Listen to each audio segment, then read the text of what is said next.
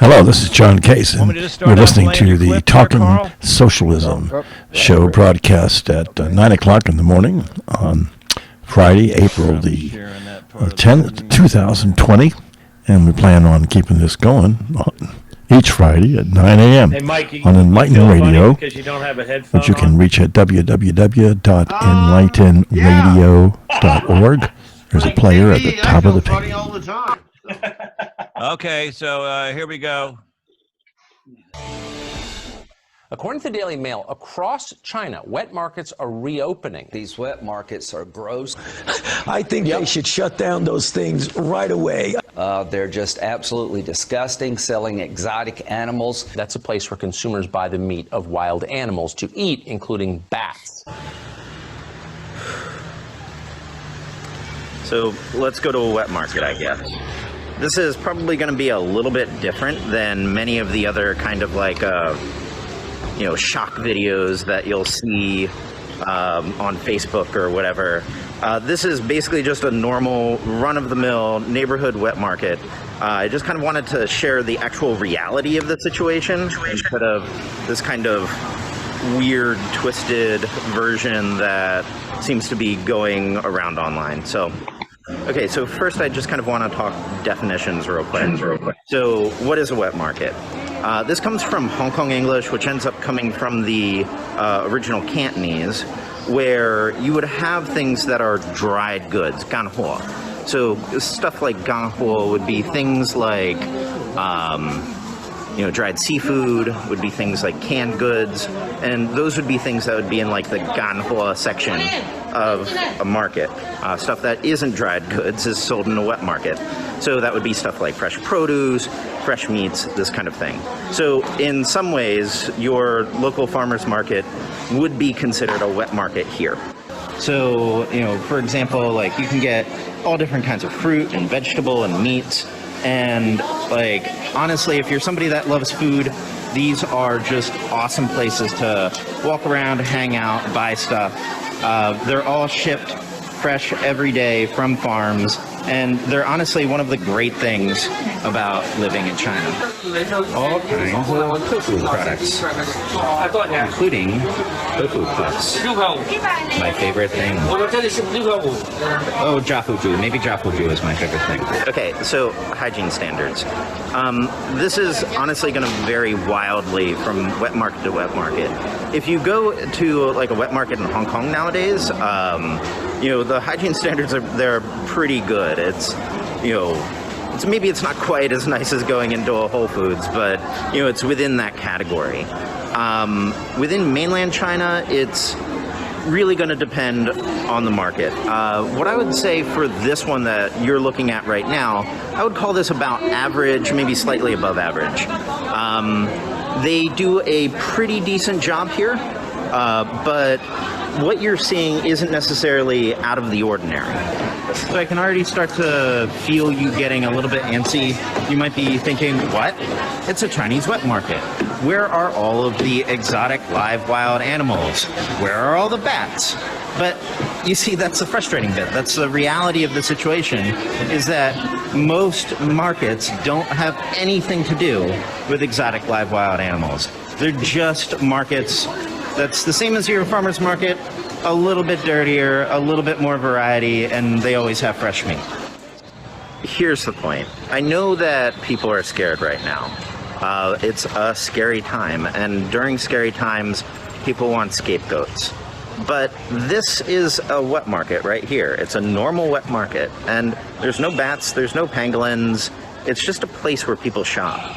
So yelling on social media that it's open like it's some kind of like terrible thing is just disconnected from reality. So I think especially during these kinds of times, it's important for us to keep that connection to reality, because there's people out there that want to manipulate you. Well, hold on, let me stop that particular share so we can get my screen back here. Okay, I guess we're all back. Carl. Yeah. Okay, so why did you send me this? Well, this clip. Why don't we start with that? For two reasons. One, I argue with a lot of, Trump, the Trump sector of the working class around here all the time. And one of the things that they always throw me is what's so terrible about why this virus thing started is because of, everybody in China eating dogs and bats and so on. Well, I can argue with them all the time that, I've been to China 3 times. The oddest thing I ever saw or ate was what was called a sea cucumber, which I ate once. It was kind of slimy, and that was it. Otherwise, the Chinese eat the same things we do, except that they spice them and cook them much better. But so I thought that was good. It showed the reality of what really goes on in the so-called Chinese wet market. It's not that I'm not saying that these strange markets for these strange wild animals don't exist, but they're extremely tiny, and they're usually for a privileged elite across Asia who has a taste for these sort of things. And China itself is shutting down a lot of them. But the most interesting thing why I picked that is that a lot of people think that China's starving to death, and that socialism doesn't work, and there's empty shelves in markets and so on. So I picked that because it gives you a feel of the actual abundance of good food. The average Chinese worker probably eats healthier cuisine than you and I do. What's the do they import a lot of it, or is it mostly homegrown? And how do they get that? The cities are huge, right? So, well, just about every piece of land in China is utilized. They have a much smaller degree of arable land than we do, but you don't find lawns in China. Anybody with any patch of earth next to their house, it's a garden. It's growing vegetables, and all of it is made use of. One thing it means is that a lot of people get their food through these small markets, which are brought in from local farms and local produce and so on. And so, and they buy it and they shop daily and buy it at relatively low prices. And so this is the way most of the Chinese eat. Do most people drive cars to their grocery store, or do they have to? No, they walk. They're all in their neighborhoods, or maybe they ride a bicycle or a motorbike or something. But most people in China don't have cars, although a growing number do. They do import some things, like they import wheat and soybeans. Those are for northern China, especially, eats more wheat than the rest of China does, and soybeans are eaten everywhere, and so China imports those, and it saves them from using the little arable land that they have in order to produce these fresh produce. So it works out rather well. I was years ago, I think when my wife first went to graduate school in economics, and I think Danny Roderick had just published he had a collection of essays, including a number of Chinese economists translated into English, about trying to explain the miracle of Chinese development. And because it was the fastest growing, longest sustained economic growth, I think. I mean, there's probably some time in history when there was something better, but you're not affecting as many people for sure. Mm-hmm. And the interesting thing is that when the revolution took place, almost overwhelmingly in 1949, overwhelmingly most of the peasants and people in China were engaged in agriculture, and you had an agrarian, really, a revolution against this ancient regime that collapsed basically under the Japanese invasion. Okay, and so. But so when the leadership formed this ideal, there's a lot of idealistic, communistic, you might say, ideals about how agriculture collectively or communally could be done. that were inspiring to the peasants, especially. And when it actually turned into national economic policy, it didn't work out quite as expected. Well, But yeah. my view on all of that is that you take classical Marxism, and it has very little to say, almost nothing to say about how you take a country where the vast majority of the people are peasants and turn it into socialism. There's nothing. Very little. There's nothing there. So what like when Stalin finally got the reins in the Soviet Union, he had no classical Marxism, so he just made shit up. He just made it all. He figured, okay, I mean, he was a class struggle guy, so he decided to wage class struggle in the countryside and base his policy on it. He just made it up. He sucked it out of his thumb. Right. And if you don't give me food, I'll kill you. Exactly. Well, that's how it started.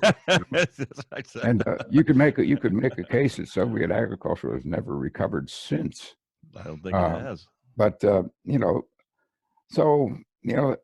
it's not like there's some correct line on agriculture and how to deal with this. And China was even more so.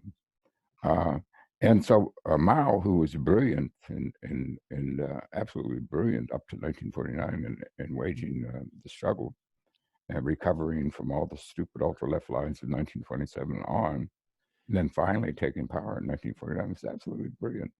But afterwards, he was just making shit up too. The Great Leap Forward turned out, with the backyard steel mills, people were melting down their hose and picks to make pig iron. I mean, it was just another case of making shit up. The only Marxist theoretician who had any good sense on the question somewhat was Bukharin, and on agriculture, you're talking about? Yeah, on agriculture, on the peasantry, and extending the NEP, and Stalin put a bullet in his head. No, they didn't want to have that. But speaking of the get to China, when they first started out, they had these, and I visited these when I was there. They had these people's communes, the idea of taking peasant co-ops and late 60s. No, I was there in 76, 79, and 80. Okay. 81. Right. Yeah. So I saw it under the Gang of Four, when the gang had just, the transition period, and then after the Gang of Four had been overthrown. The last time that I was there, was every communist official I met was an ex-con. They were all just released from jail. Wasn't that true of Deng Xiaoping? Right? Yeah, exactly. Yeah. Deng Xiaoping was busted 3 times, and when he finally came back, it was because of Mao. One of the last decisions Mao ever made was to bring him back because Lin Biao, who was head of the army, had tried a coup against him, and so all of his guys were gone. And the leadership of the army hated the Gang of Four, and so he had no one to run the army. And so without that, there would be civil war. So he brought Deng Xiaoping back for the last time and put him in charge. And so it was Deng and a combination of Deng and Zhou Enlai that saved China from civil war. So Deng took a different approach. When Mao had busted him, he was in a tractor factory, and the first thing he did when he got there was he organized a bunch of workers to go through all the classics of Marxism with him. So they studied Marxism in their tractor factory. And so Deng Xiaoping is actually a very good Marxist. Most people denounce him, and I find out most people never read a goddamn word that he ever wrote. But he's actually pretty good. And what he did is he took some of Bukharin's ideas and applied them to Chinese conditions. And he saw that in order to create the socialized production, after where socialism gets its name from what? From large-scale socialized production. So the question is, how are you going to make socialized production? Well, he had a little bit. They had some state-owned factories, but he wanted to do it quick and in a large way. So first, he let the peasants make profits off of the land that they worked. The land was all owned by the state anyway. Every piece of land in China is owned by the government. And they just leashed the law of value of the market. So when he took and made official what already existed irregularly, and he called it the socialism with Chinese characteristics, which is socialist market economy, which means that it's a class society, but you have three forms of ownership. You have state ownership, state or public ownership. You have cooperative ownership, and you have private ownership, private capital. So Deng brought the capitalists in a big way, not only unleashed the small ones in China, but he brought in the foreign ones because he wanted to create socialized production and do it fast. And, it's interesting, the comments you made about earlier from the friend of yours about China's, growth decade after decade. There's an article written by an old China hand. I think he's still living in China. He wrote it sort of tongue in cheek with the title, Deng Xiaoping is the world's greatest political economist. He might be. And he compared him with, so the article compares, well, Keynes, we can say Keynes inspired FDR and the New Deal. He says, what Deng Xiaoping has done makes the New Deal look like peanuts. He was influenced by Arthur Lewis, the Jamaican international economist who got a Nobel Prize in, I think, early 50s. He emancipated his mind, and he encouraged everybody else to do it also, and to seek truth from facts, and to get a non-dogmatic form of Marxism going. And so China today I think China today is exactly what it says it is. It's the country at the entry stage of socialism. It has a socialist market economy. It has Chinese characteristics. Some people say, well, what are Chinese characteristics? My reply is one of them is this country is run by the Chinese Communist Party of 880 million members, and don't you ever forget it. That's what Chinese characteristics are. So capital exists in China, state capitalism exists in China, regular capitalism exists in China, but it's ruled. Capital is ruled in China. Capital does not rule China. And that's something new under the sun in a big way. And it means the Chinese Communist Party is riding a tiger. It's riding the tiger of the law of value. And so far, so good. One of the most interesting aspects of Roderick's research was that how industrialization took place on a smaller scale. Towns that where communes had been formed, were converted into basically town privately funded and partially owned enterprises in which the township or the province always had a public stake. Right. Okay. So this idea a lot of hybrids. There's a lot of hybrids. A hybrid corporation, really. It's like a big company in which the government had a public stake. We see that, and in some ways that was the engine that allowed this mix of private enterprise supervised by some political and public entity, right? Or at least influence, and the public entity deriving its income from, in part, its stake in these enterprises, so that it had an incentive for them to make money in order to increase the ability to provide public goods. And so I think that that there's a lesson there. And the lesson to me, in a way, for the United States is that we're about to see, about 10, 20, 50,000 bankruptcies. Right. Yeah. And the United States. How about capitalism with a conscience? I agree. And an interesting idea would be let all those big corporations let their stock go down to penny stock status, buy it all up, and turn it over to the unions and their allies to run as worker co-ops. That's what I would. God, that'd be great. Well, we'll see whether that happens. I think the initial idea was that if you had a super Chapter 11, this was Stiglitz's idea. If you had a super Chapter 11, because one bankruptcy, if you do them one at a time, there's going to be like a domino effect. One guy's debts is another guy's assets, right? And customers and all this. So why not have a super chapter 11, okay, in which you reorganize, you know, these 10, 15, 50,000 failed corporations, right? And you'll find somewhere in there the too big to fail scenario, in which now it becomes completely appropriate to say, okay, if we're going to bail out the too big to fail, why don't we have a stake in them? Yeah. You know, I mean, that's an 51 argument I think that'll be 51% at compelling least. now. And the other question I want to ask you, Carl, Yeah. what's the difference between too big to fail and the commanding heights? Well, some of the commanding heights are actually important, you know, and they actually create, or they're institutions or enterprises that create new wealth, whereas many of the too big to fail are just speculation. They don't really create new wealth. They gamble on, like take any of the big hedge funds. You know, they gamble on whether, say, the price of the yen goes up or down in the next hour. You know, so they make money, but they don't create new value. So I would say just let those ones fade away.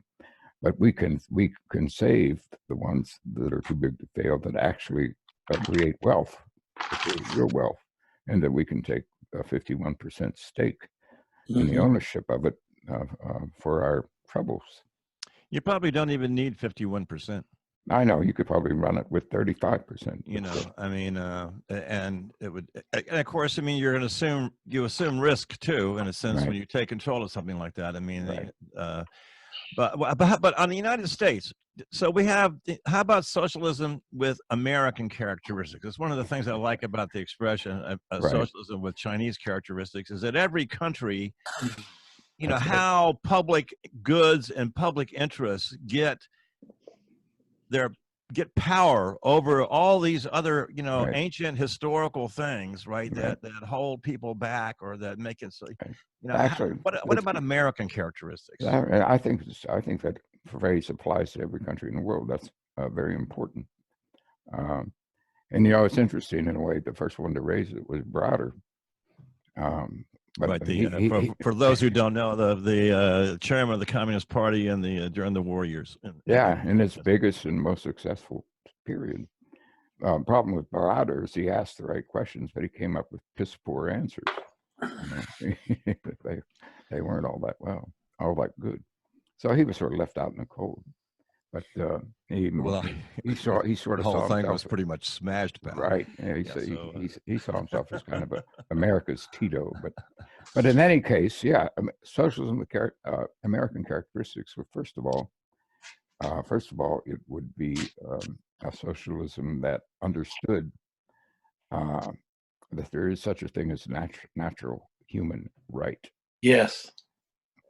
You know, there's one phrase in Lenin. I did this long. I don't call myself a Marxist-Leninist anymore, but I like Lenin, and I did a long study of him. But he had one phrase in there that stopped me cold. He said, socialism is the dictatorship proletariat is the unrestricted power of the working class.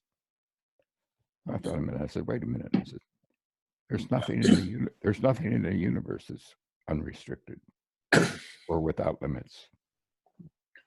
So the proletarian dictatorship has to have limits. I don't care what Lenin says, it has limits. So what are the limits? So I thought it over for a long time. And I finally came to the conclusion that the limit was natural human right. That's the limit. And that's a very American idea. But you'll find it in the last 3 words of the 10th Amendment to the Constitution as to where sovereignty lies. Most people remember the Constitution as, the 10th Amendment of states' rights, reactionary. But the last 3 words are, or to the people themselves.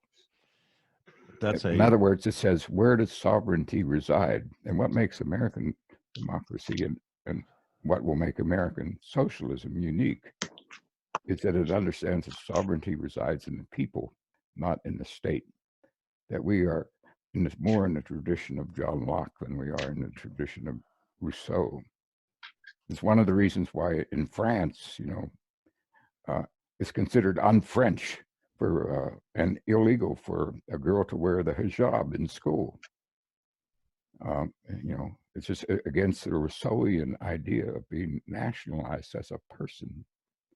Whereas in our country, because we're Lockeans by instinct, John Locke. Who cares? Who cares if a girl wears a hijab? But it's partly historical determined, right? I mean, right. It's part of our history. It's part of our American characteristics. So socialism in the United States will have this. I also think will be a multi-party system. Americans don't like elections where people can't lose, or that the party can't be voted out. So I think I think American characteristics. I don't think we'll have a single party like in social other. So I think we'll have a multi-party, and we'll be ruled by a changing coalition of popular democratic parties. But there'll be other parties as well, as long as they obey the Constitution. If we've had fascist or something like that. We had to have a civil war to get the democracy that we envision now. Right. And there's a lot of positive lessons from old Thaddeus Stevens. He was one of our early revolutionaries. Well, let me open the discussion here to everybody else here. I think everyone's unmuted here. We got, I think I introduced everybody but Carl before, and so Carl goes way back in the socialist movement in the United States, and I first remember him from SDS years, and I think he was editing the Guardian. New York publication for a while too, if I'm not mistaken. I was actually managing editor for. Oh, okay. I remember seeing your name on a bunch of the articles. Right. And 8 years there. But our glory days. Yeah. So well, right. Depending on what city you're in, it was in Buffalo, New York. It was called Indictment Days. But anyway, he's been active in a lot of socialist organizations. He's been writing for 30 years or 40 years at least, and traveled around, and he's argued with everybody, including himself. And like most of us on the left has, you go through a period, you say, well, that was okay, but it didn't really do what we thought it ought to do, and then you go to something else. And so anyway, so those of you who don't know Carl, he's well read on nearly every subject, and like any street time, working class debater, you can get up on the street corner and behind a bullhorn and get it done. All right, anybody else want to weigh in on this or ask questions? Or I think JB's still muted. No, I'm okay now. Yeah, I muted myself. Oh. Anyway, so socialism with American characteristics, guys. Well, yeah, John. You and I had discussed a while ago redefining the definition of corporation. You know what I'm saying? I mean, not only that, but taking it even further, and what is really necessary for that human cultural existence? What is necessary? What's necessary is travel. What's necessary is energy. What's necessary is money. There's a lot of things out there that could be nationalized. That I think we have this instinct in our country by some of these devout capitalists to talk about extreme profiteering. This idea of unfettered capitalism will solve everything, which I think we all can agree at this point is bullshit. Right. Yes, we're facing one of those little failures right now. That's for sure. Hey, Zaki, are you there? Yes, I'm here, John. Can you? Good morning, fellas. Yeah, I enjoyed that. I enjoyed that, Carl, very much. I've been to China only once, but I certainly enjoyed what you had to say and some of that history.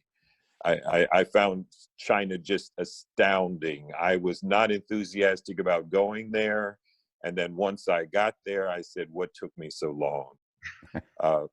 I mean, you just can't argue with, a country with 1.5 billion people who are somehow making it work, more or less, especially coming from a country with 300 million that's making it work less than less. more. Yeah. Much less. The one thing to keep in mind is always keep in mind is China is not paradise and it's not run by angels. Absolutely. But having said that, I think they're doing a pretty good job.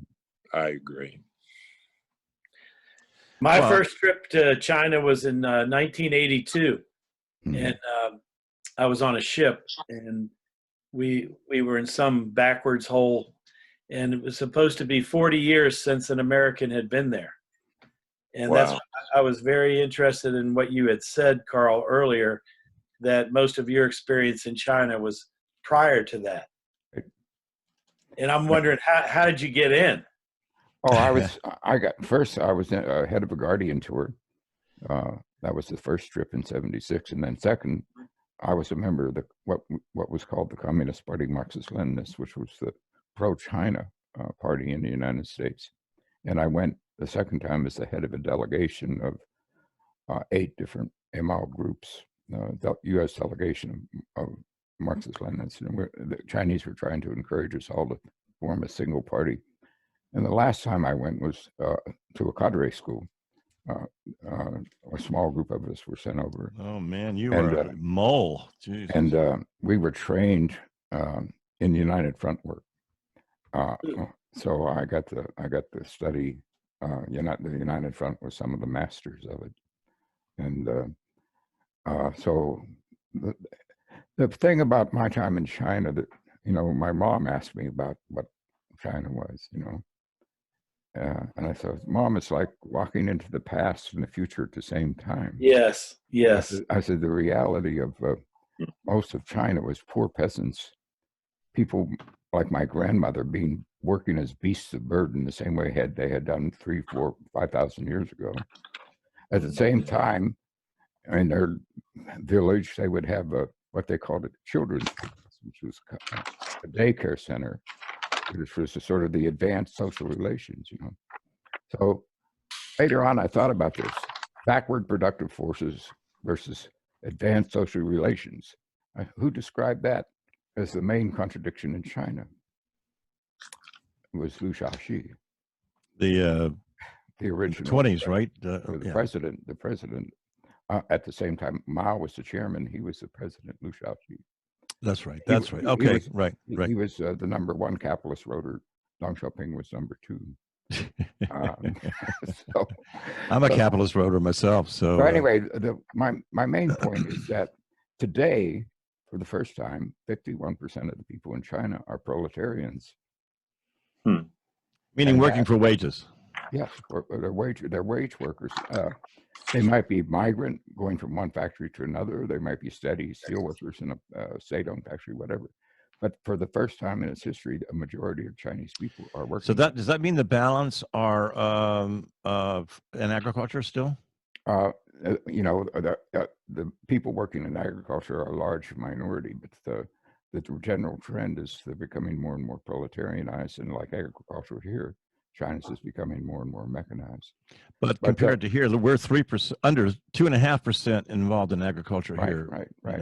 So China's got a long way to go to get to that.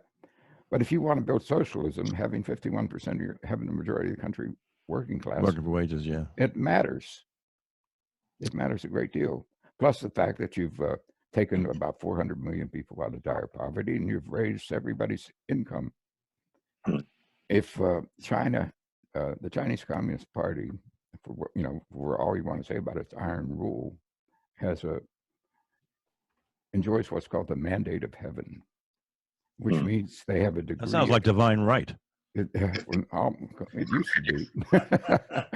But that's the monarchy. That was the defense of monarchy that John Locke went against, I thought. That's right. But it's what Gramsci meant by hegemony.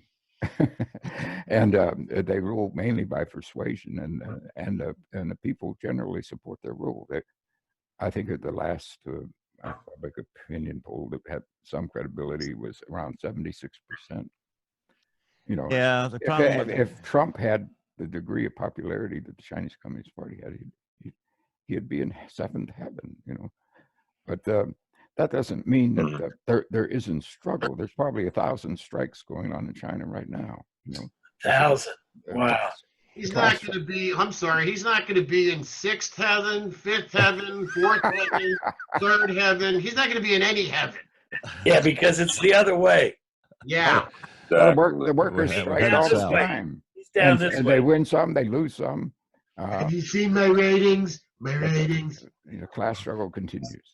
I like the feet on the ground philosophies. I mean, I know that you can't see as far as if you're at the top of a pyramid, I suppose. But you remember that old parable about the dying emperor who sent a message to the neighboring kingdom, and he tells his messenger to take the message. It's his last wish, and hope for peace. And so the messenger takes the message and heads out into the courtyard of the palace, and there are throngs of people, millions and millions and millions of people. You know, he struggles for half of his life to get out of the courtyard and into the mountain, and then he has even more. He never gets there. But that problem with pyramids, right? I mean, and these, you know, very hierarchical kinds of structures. But I mean, it comes out of Chinese. I mean, the Chinese idea of a going way back, the Confucian idea of a model government is that of a model family. All right, Confucius is very big in China these days. You know, I mean, the harmonious family is the goal. The harmonious country is the goal. Harmony. You know? No, Chinese people vote. Most people don't know that, but they vote in terms of hierarchy. You only vote for the next level up. Yeah. In other words, if you're in democratic centralism, you'll vote for the village leader, and then all the village leaders, they'll get together, and then they'll vote for the next guy up, and then you repeat that about 12 times, and you finally get to the central committee. But speaking of American character, doesn't that violate, in a sense, you know, like part of the problem that happened in Wuhan, right, would happen in any big bureaucracy. I mean, I worked for Microsoft, and I was 11 layers between me and Bill Gates, okay? And, you know, the stuff that happened in between in any big bureaucracy, you know, it's weird. Okay, it gets weird. It did surprise me a bit that the local officials in Wuhan did not want to tell anybody upstairs how bad it was. Okay, that's true. And what a lot of people don't know is that the heads rolled later on once the scope of the thing did get out. The top people, you know, threw out God knows how many of them. I think about 50 or 60 of them got dismissed for trying to do the cover-up. And so finally, when they got it on the right track. And the interesting thing is how tight, you know, Wuhan was. You think we have tight with all the stay-at-home shit? In Wuhan, it was. I have a friend who lives there, American, and we communicate regularly. It was tight as a drum. You couldn't go outside of your house. If you went outside your house, you know, you'd have a cop on your ass unless you had. It was your turn to go for your weekly groceries or something like that. Wow. Mike was reporting to me I hadn't seen it, but the other day that there's been a resurgence that maybe they opened up too soon. They're worried. They're keeping an eye on it. Yeah, because you know the viruses don't respect anything. They don't play by the rules. No. Carl, this is Aki. I have a question. Yeah. Those that they found responsible for the cover-up in Wuhan, do you think they were jailed or executed? No, I think they just lost their job. They were sent to work somewhere else. Just lost their job. Yeah. Mao Zedong wasn't big on executions. I mean, I'm not saying that a lot didn't happen, but he had quipped one time. He said, "Don't be too quick to chop off people's heads." He says, "History has shown it's difficult to put them back on." Yeah, we might need that head. That's right. So you know, he wasn't like Stalin. You know, Stalin just shot all of his main rivals. But 90% of his 90% of his leading committee there. Yes, yeah. You know, we're never found. Yeah, like right. China, you got sent out to a factory in a rural area, or sent to feed pigs or something like that. And then later on, if they changed their mind, they brought you back. And you think that's the case even if they were culpable in the deaths of so many? Well, like I say, you know, there's some cases, you know, if you had what they call blood debts, then that's a different matter.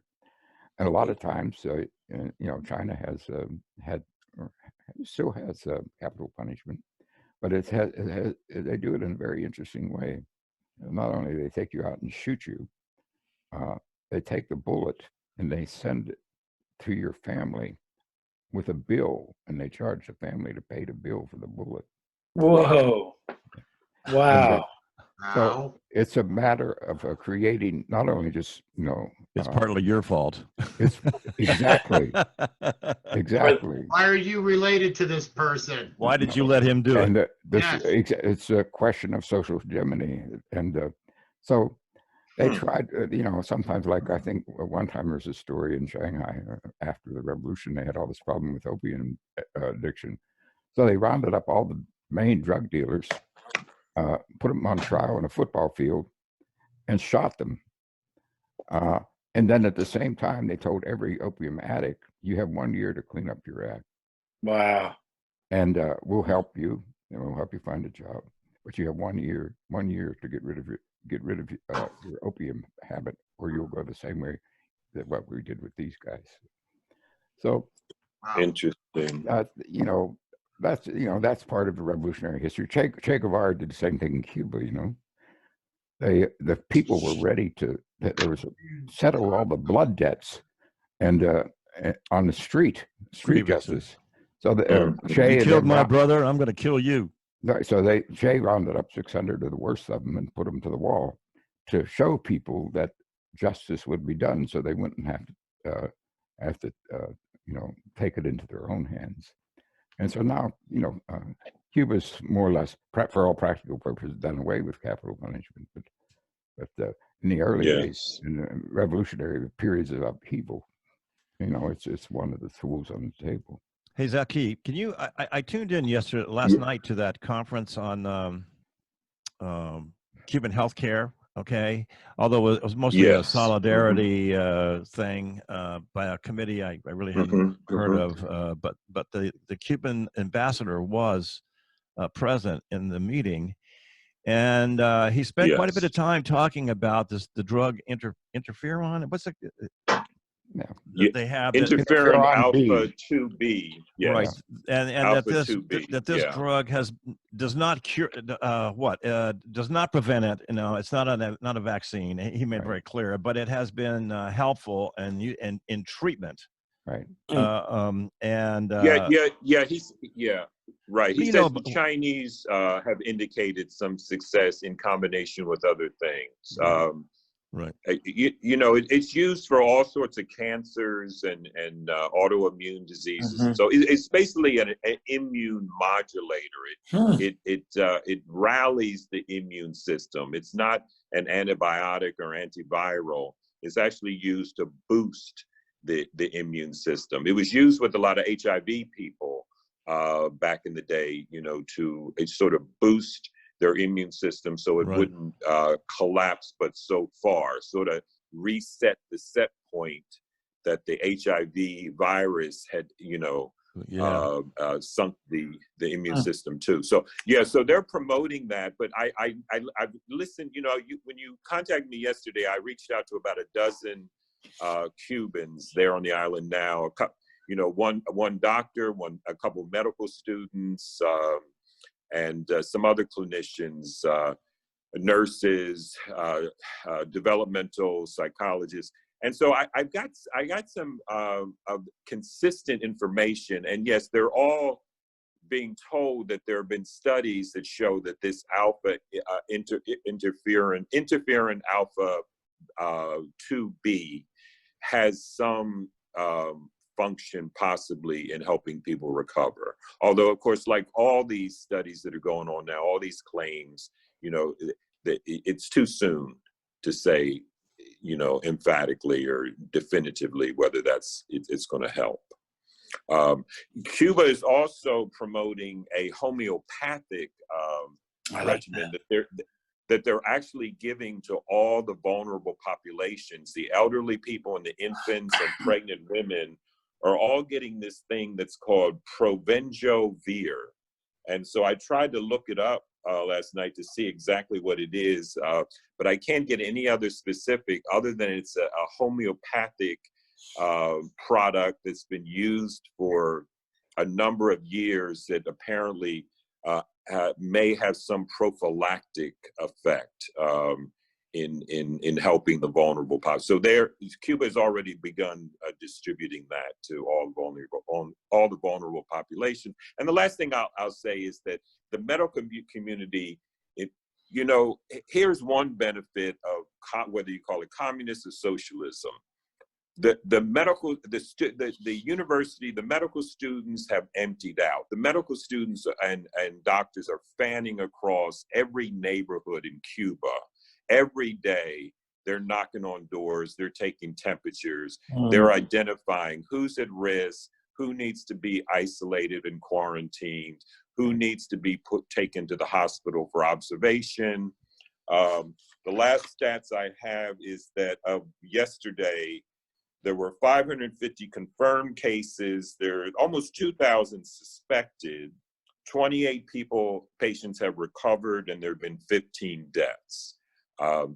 And they've just suspended all public transportation, in Cuba. Wow. Well, that's we have to keep in mind. They have a national health service, Exactly. That's what we lack, Exactly. Everybody should Call the Midwife, if you want to understand what a national health service means.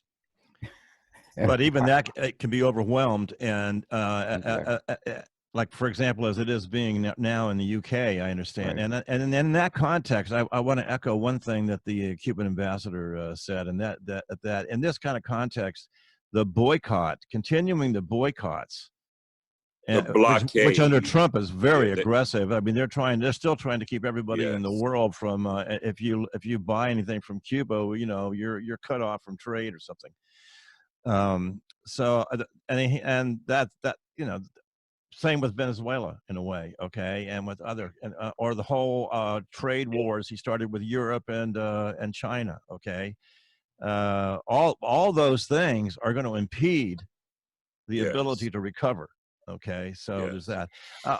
We only got about 10 minutes left because I don't want this to go over an hour, because otherwise YouTube starts to complain about the size of the file. I want to continue to emphasize this point, John.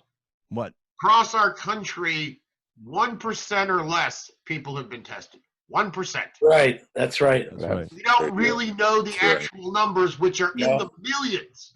Yes. No, it's true. And I want to emphasize the disproportionate number of people of color, African Americans, that are dying. 70% of the deaths in Louisiana are African Americans. 41% in Michigan. 72% of the deaths in Chicago. It's like, wow, if there was ever a signal that we need nationalized health care for everyone, but especially for vulnerable populations who have all the other debilitating diseases that are not being managed, like hypertension and diabetes, this is the clarion call. Absolutely, pal. Right. Well, that raises the question of, is this a socialist moment, and how are you guys reacting to the decision of Bernie Sanders to suspend his presidential campaign? I'd like to go around with that. I'm still on. Go ahead, Carl. I'm still on the ballot as a Bernie delegate, and our primary has been kicked to June, so we're still running. Bernie wants us all to run. Whether there'll be a convention or not is an interesting question. It may end up being a virtual convention. So we'll have to see. But I think the main thing is to follow Bernie's lead on this. He's actually doing a pretty good job of it. Our task is to expand the electorate, register as many voters as we can, especially in key demographics. Cooperate with other forces to get a huge turnout to vote movement, and especially to emphasize a lot of the down ballot races. Because in the end, we don't transform the system from the top down. We have to do it from the bottom up. So that means we have to win elections in cities at the county level and at the state. Here in Western Pennsylvania, we have 3 young women who are DSA members who have been elected to the legislature. Right. We have to make sure they get reelected. So that's terrific. and then we got 6 DSA members on the Chicago City Council. We got to make sure they get reelected and add a few more. So that's those are our tasks. Anybody else? Yeah, well, I think Bernie made the right decision. He's got his hands full in the Senate right now. This bailout, this response to the C-19 is just starting. I mean, we don't know the scope of it. We don't know the length of it, and this could stretch into many more months. And just the future being uncertain as it is, I thought Bernie really stepped up by stepping down to a point and going back to work as a senator, where he is very much needed. His voice is very much needed in that House. I mean, that Senate is abominable. I mean, we could have got rid of Trump back when this C-19 started, and they rejected it. I mean, to me, the Senate is culpable in all this. Hey, Mike. Yeah. First of all, let me say how great it is to see JV and to hear Zaki. Nice to see and hear you guys. Carl, very nice to meet you. Nice to meet you, Mike. As far as Bernie goes, I did my best. I worked very hard. It was a difficult campaign. Everybody knows 1% is controlling everything. So our message continues. That may be clear. Bravo. That's good.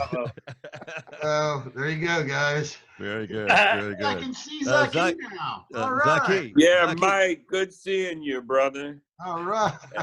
And, John, I just hope that Bernie and I got a ironclad agreement from Biden.